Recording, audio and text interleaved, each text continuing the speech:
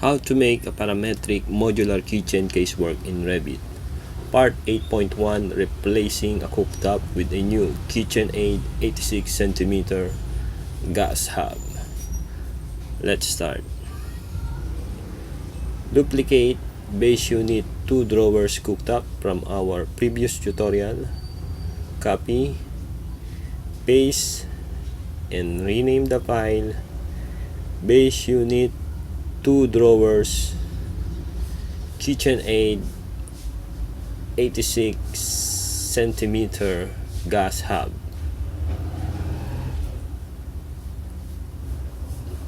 Okay.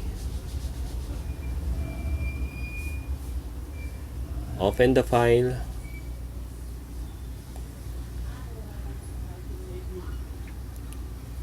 Okay. Select the cooktop. Delete.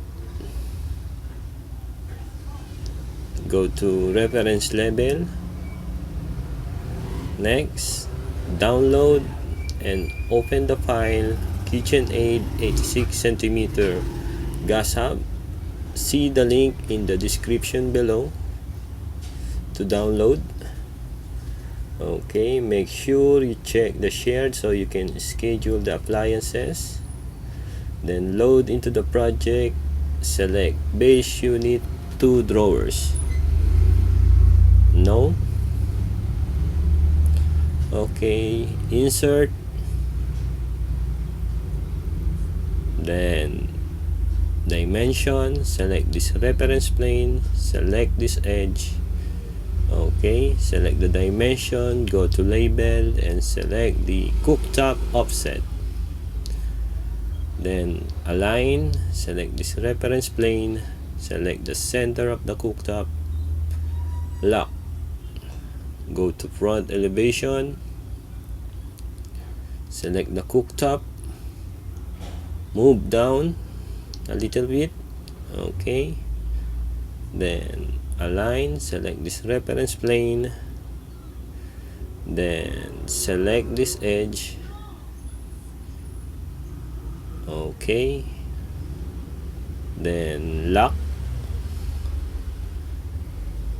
Okay, let's check the 3D view. Okay, let's go to reference level, select the void. Okay, the void extrusion, edit extrusion. Okay, let's move the line inside the cooktop. Okay, select this line, move close to the edge. Okay, select this line, move. Okay, finish the extrusion. Back to 3D. Okay, then zoom to fit. Save the family. Load into the project. Okay, insert space bar to rotate the family. Okay, align, or go to edit type. Let's uncheck the backsplash. Okay, then align, select the side surface, select the side surface, select the surface, and select this surface. Okay, go to level 1. Okay, select this base unit, mirror type mm.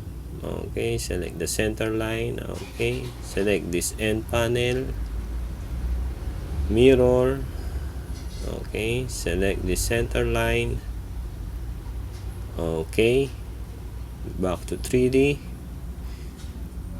Okay, done. Thank you.